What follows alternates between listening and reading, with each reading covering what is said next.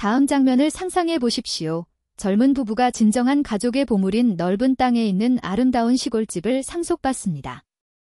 그러나 그 공간을 평화와 사랑의 안식처로 바꾸는 대신 남편은 거창하면서도 논쟁의 여지가 있는 행동을 취하기로 결정합니다. 그는 얼굴에 미소를 짓고 연극적인 몸짓으로 그 부동산을 어머니에게 선물합니다. 엄마, 당신은 당신의 집이라고 생각하셔도 됩니다. 이곳이 당신의 새 집입니다. 아내는 차례로 깜짝 놀랐습니다. 결국 그 유산을 받은 사람은 그가 아니라 바로 그녀였습니다. 그리고 이제 그녀의 남편은 그녀와 상의하지도 않고 이미 그녀에게만 속한 자산에 대해 결정을 내리고 있었습니다. 하지만 우여곡절과 인생교훈으로 가득 찬 이 이야기의 시작 부분으로 가보겠습니다. 그녀의 시어머니인 발레리아 니콜라이에나 벌레리어 너콜레이브너는 항상 도시 여성이었습니다. 흙이나 거름의 아주 작은 냄새에도 코를 찌르는 사람들 중 하나였으며 풀려난 닭을 두려워하고 경멸과 우월이 뒤섞인 눈으로 농촌 생활을 바라보는 사람들 중 하나였습니다. 그녀에게 시골은 지연의 동의어였으며 사람들이 결코 즐거움을 위해서가 아니라 의무에서 벗어나는 곳이었습니다. 그러나 필요는 개구리를 뛰게 한다는 속담처럼 가치 있는 부동산에 관해서는 가장 뿌리 깊은 편견조차도 물의 설탕처럼 녹을 수 있습니다. 며느리 올가는 조만간 할아버지의 집을 물려받게 될 것이라는 사실을 알고 자랐습니다. 이렇게 갑자기 일이 일어날 거라고는 상상도 못했어요.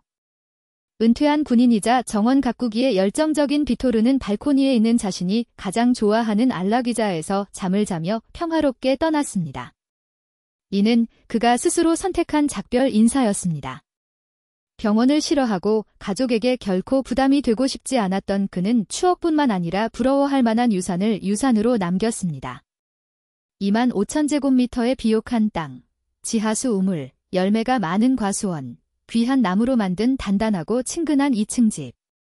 이 모든 것이 수도에서 단 15km 떨어져 있으며 땅의 모든 부분이 금의 가치가 있는 지역입니다. 올가가 마침내 상속 서류를 손에 쥐었을 때 그녀와 그녀의 남편 제나디는 자신이 받은 급여에 비해 꿈이 너무 큰 평범한 관리자였으며 현재 그녀의 것이 무엇인지 알아보기 위해 달려갔습니다.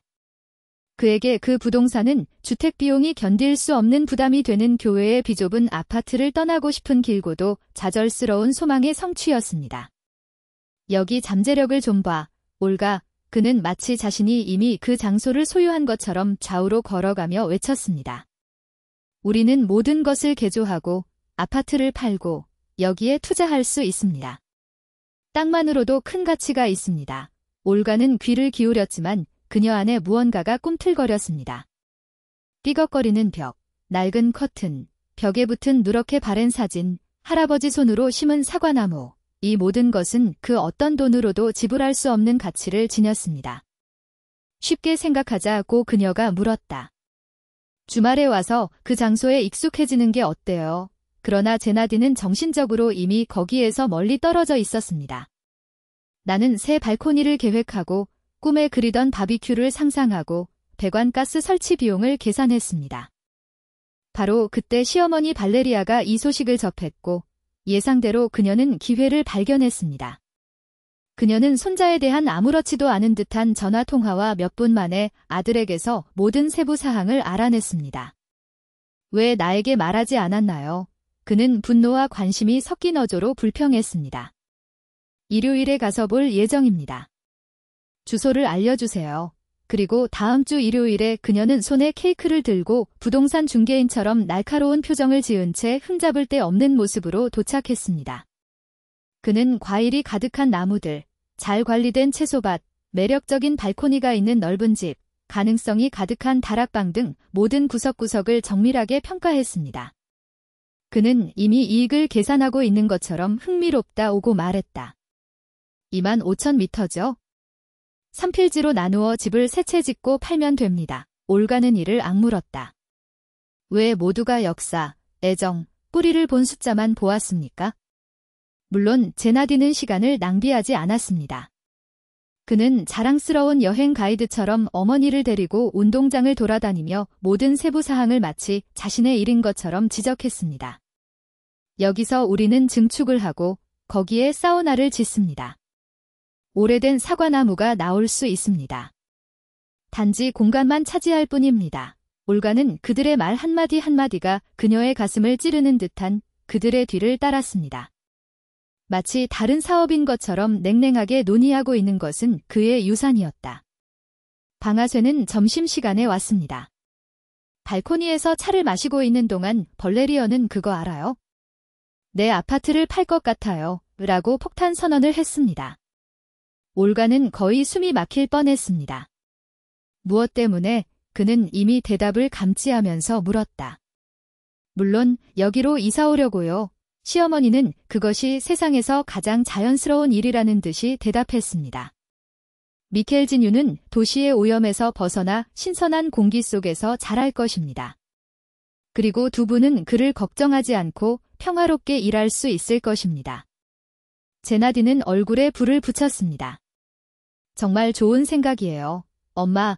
그러나 올가는 발밑에 땅이 사라지는 것을 느꼈습니다. 시어머니는 자신의 집으로 이사갈 계획을 세웠을 뿐만 아니라 의견도 묻지 않은 채 이미 모든 것을 결정해 두었습니다. 사실 우리는 아직 그 부동산을 어떻게 할 것인지 결정하지 못했습니다. 올가가 자신의 성우 회사를 통해 시도했습니다. 무엇을 결정하나요? 제나디는 마치 대답이 분명한 것처럼 대답했습니다. 당연히 여기서 살 거예요. 일생일대의 기회예요. 요즘 그런 부동산이 얼마나 되는지 아시나요? 올가는 그를 바라보았다. 우리 것, 그는 반복했다. 겟나디, 이 집은 내 집이야. 할아버지의 유산이야. 이어진 침묵은 날카로웠다. 발레리아는 눈에 띄게 짜증이 난 듯 입술을 오므렸다. 올가, 그게 뭐야, 아가씨. 나는 당신이 낯선 사람인 것처럼 모든 것을 공유하는 그런 유형이라고 생각하지 않았습니다. 라고 그는 놀렸습니다. 저는 아무것도 공유하지 않습니다. 올가는 눈도 깜빡이지 않고 대답했습니다. 나는 단지 그들이 내 자산에 대한 내 결정을 존중해주기를 원할 뿐입니다. 우리의 유산입니다. 제나디가 팔짱을 끼며 정정했습니다. 아니면 우리가 결혼했다는 걸 잊었나요? 잊지 않았어요. 올가가 대답했습니다. 그러나 상속은 흔하지 않으며 법은 이에 대해 명확합니다. 그 다음은 진짜 전쟁터였다. 벌레리어는 올거가 사소하다고 비난했습니다. 제나디는 그녀에게 가족의 이익에 대해 생각하도록 설득하려고 노력했습니다. 하지만 올가는 포기하지 않았습니다. 그것은 돈에 관한 것이 아니라 원칙의 문제였습니다. 그 집에는 할아버지의 기억, 어린 시절의 여름, 그 어떤 수표로도 대체할 수 없는 순간이 담겨 있었습니다. 그녀는 그것을 결코 자신을 존경하지 않는 시어머니와 함께 투자하거나 공동주택으로 삼을 의향이 없었습니다. 발레리아는 문을 쾅 닫고 다시는 그곳에 발을 들여놓지 않겠다고 맹세하며 떠났습니다. 다친 제나디는 정원으로 피신했고 올거는 발코니에 혼자 남아 벽에 걸린 할아버지의 사진을 바라보았습니다. 어떻게 모든 것이 그렇게 빨리 복잡해졌습니까? 다음 몇 주는 긴장됐다. 제나디는 그녀와 거의 말을 하지 않았고 몇 시간 동안 어머니와 전화 통화를 하며 올거가 해독할 수 없는 계획을 속삭였습니다. 그러던 어느 날 밤, 그는 의심스러운 미소를 지으며 집에 돌아왔습니다. 당신을 위한 깜짝 선물이 있습니다라고 그는 말했습니다. 내일 우리는 시골집에 갈 거예요. 올가는 동의했지만 내면의 목소리가 그녀에게 뭔가 아주 잘못됐다고 말했습니다. 인생이 방금 그에게 제시한 은유를 위한 완벽한 설정이었습니다. 아이러니가 너무 잔인해서 올가는 잠시 웃을 뻔했습니다. 거기에는 위대한 계획가들, 이성의 소유자들, 자신의 집에서 무엇을 해야 할지 그녀보다 더 잘 아는 사람들이 있었습니다. 이제 그녀가 아침 내내 뒤척이느라 보낸 것과 같은 진흙으로 머리부터 발끝까지 덮였습니다. 썩어가는 산성 냄새가 공기 중에 피어올랐고 이제는 일어나기 위해 애쓰며 달걀 껍질과 썩어가는 나뭇잎의 잔해에 미끄러지던 벌레리어 너콜라브너의 값비싼 향수와 섞여 있었습니다. 이것은 분노입니다. 시어머니는 진흙투성이 손으로 자신을 지탱하려고 노력했지만 그 손을 젖은 덩어리 속으로 더 깊이 가라앉히며 소리쳤습니다. 한때 흠잡을 데 없이 묶여있던 그의 머리카락은 이제 그의 이마를 가로질러 더러운 가닥으로 흘러내렸습니다. 진어, 그녀가 무슨 짓을 했는지 보세요. 이대로 놔둘 건가요? 놀란 게나디는 일어나려고 했지만 움직일 때마다 더 깊이 가라앉았습니다. 건축가에게 깊은 인상을 주기 위해 입었던 것과 같은 그의 흰색 양복은 이제 갈색으로 물들어 땀과 건물의 습기로 인해 그의 피부에 달라붙어 있었습니다. 그는 분노와 불신이 뒤섞인 눈으로 올가를 바라보았습니다. 마치 자신이 사랑하겠다고 맹세한 여자가 그렇게 원시적인 일을 할 수 있다는 사실을 도저히 감당할 수 없다는 듯이 말이죠. 너무 정직해요. 미쳤나요? 그는 숨을 헐떡이며 입술에 달라붙은 빨대 조각을 뱉어냈다. 그것도 내 재산이에요. 나는 여기에 권리가 있습니다. 그렇죠. 올가는 천천히 신중하게 움직여 포크를 내리면서 반복했습니다. 권리에 대해 이야기하고 싶나요, 제나디? 그의 목소리는 차분하고 거의 고요했지만 음절 하나하나가 칼날처럼 공기를 가르고 있었습니다. 당신은 어머니와 함께 여기 왔고 낯선 사람을 데리고 왔고 당신이 서명할 수 없는 서류에 서명했는데 이제 나에게 권리에 대해 이야기하러 온 겁니까? 그녀가 한 걸음 앞으로 나아갔고 두 사람 모두 마치 그녀가 공격하려는 짐승인 것처럼 본능적으로 물러났습니다. 당신이 가진 유일한 권리는 나를 존중하는 것뿐이었습니다. 그리고 당신은 그것에 실패했습니다. 마침내 일어선 벌레리어 너콜라브너는 손으로 몸을 깨끗이 닦으려고 노력했지만 얼굴에 더 많은 흙을 퍼뜨릴 뿐이었습니다. 그러나 그의 자존심은 온전했습니다. 너는 이것을 후회하게 될 것이다. 올가 이바노브나 그의 눈은 증오로 빛나며 씩씩 소리를 질렀다. 당신이 우리를 그렇게 모욕하고도 무사할 수 있다고 생각합니까? 내 아들은 이것을 용납하지 않을 것입니다. 우리는 법정에 갈 것입니다. 이 도메인은 그중 절반이며 귀하에게는 다음과 같은 권리가 없습니다. 닥쳐. 제나디에서 명령이 왔습니다. 모두가 놀라서 그에게로 돌아섰다. 흙먼지와 수치심으로 얼룩진 그의 얼굴은 올가가 이전에 본 적이 없는 표정으로 일그러졌습니다. 그것은 분노가 아니었습니다. 패배였습니다. 그만하세요. 어머니. 그는 어머니를 쳐다보지도 않고 중얼거렸습니다. 그가 도착했어요. 벌레리어 너콜라브너는 물 밖으로 나온 물고기처럼 입을 열었다가 닫았다가 다시 열었습니다. 몇 년 만에 처음으로 그녀는 할 말을 잃었습니다. 올가는 겁이 날 만큼 냉담한 표정으로 그 장면을 지켜보았습니다. 그녀의 마음에는 승리는 없었고 마치 그녀 안에 무언가가 영원히 부서진 것처럼 차갑고 공허했습니다. 그녀는 쪼그리고 앉아 축축한 흙 한 줌을 집어 손가락 사이로 떨어뜨렸습니다. 너희 둘은 가도 돼. 그는 쳐다보지도 않고 말했다. 그리고 당신의 프로젝트, 건축가, 거짓말을 받아들이십시오. 이곳은 당신을 위한 곳이 아닙니다. 겟나디는 망설였다. 잠시 동안 올가는 그가 들을 만한 가치가 있는 어떤 말이든 할 것이라고 생각했습니다. 그러나 그는 악몽에서 깨어난 듯 고개를 저으며 어머니를 따라 대문 쪽으로 갔다. 벌레리어 너콜라브너는 여전히 가방에서 꺼낸 손수건으로 몸을 닦으려고 노력하고 있었지만 피해는 복구할 수 없었습니다. 떠나기 전 그녀는 마지막으로 몸을 돌렸고 그녀의 눈은 도구로 가득 찼습니다. 후회하게 될 거야, 아가씨. 그가 침을 뱉었다. 이게 끝이 아닙니다. 올가는 응답하지 않았습니다. 그녀는 그들 같은 사람들에게는 끝이 없다는 것을 이미 알고 있었습니다. 그러나 몇 달 만에 처음으로 그는 평화 같은 것을 느꼈습니다. 길에서 자동차 엔진 소리가 들리지 않자 그녀는 집 쪽으로 몸을 돌렸다. 오후에 태양이 풍화되었지만 여전히 견고한 나무 벽을 비추고 있습니다. 젖은 땅의 냄새가 정원에서 피어올랐고 땅에 익어가는 사과의 달콤한 향기가 뒤섞였습니다. 그의 냄새였습니다. 당신의 땅, 당신의 집. 그리고 할아버지가 돌아가신 이후 처음으로 올가는 무엇을 해야 할지 정확히 알게 되었습니다. 값비싼 실크 드레스와 굽높은 신발을 신은 발레리아 니콜라예브나가 세 번째로 일어나려고 할 때 아침 비로 인해 바닥은 여전히 미끄러웠습니다. 움직일 때마다 그녀의 발은 두꺼운 퇴비진흙 속으로 조금 더 깊이 들어갔고 올가에 억제되지 않은 웃음과 좌절의 신음소리가 뒤섞였습니다. 자신이 손댈 수 없는 존재라고 생각하고 이제 무릎까지 똥으로 뒤덮인 여성과 그녀의 아들 제나디가 그녀를 끌어올리려고 시도할 때마다 미끄러지며 실패하는 터무니없는 장면 때문에 올가는 웃음의 눈물을 참을 수 없었습니다. 일부러 그랬나요? 발레리아가 분노와 굴욕 사이에서 떨리는 목소리로 소리쳤습니다. 일부러요. 올가는 여전히 웃음으로 흔들리는 눈을 닦았습니다. 아니, 얘야. 그것은 단지 우주가 공평하다는 것입니다.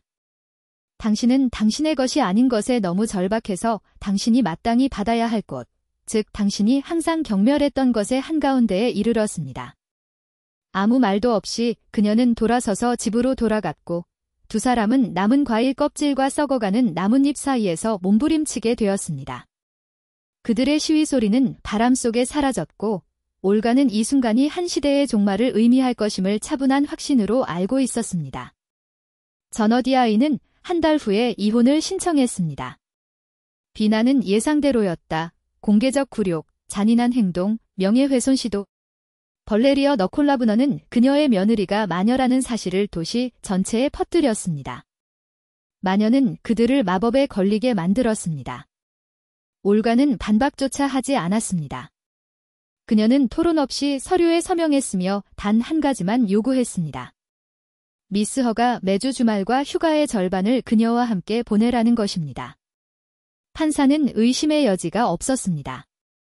그는 저너디아이가 집의 절반을 철거하고 시골 휴양지를 건설하기 위해 올가의 이름으로 위임장을 위조하려 했다는 사실을 발견했을 때 신속하게 판결을 내렸습니다.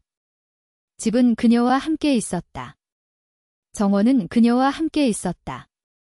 그리고 가장 중요한 것은 전 남편, 가족의 탐욕에서 벗어나 아이를 키울 수 있는 권리이기도 하다. 3년이 지났습니다. 이제 할아버지의 집은 그의 진짜 집이 되었습니다. 올가는 거의 아무것도 바꾸지 않았습니다. 그녀는 녹슨 파이프를 교체하고 지붕을 수리했으며 저녁 하늘과 어울리는 희미한 파란색으로 창문을 칠했습니다.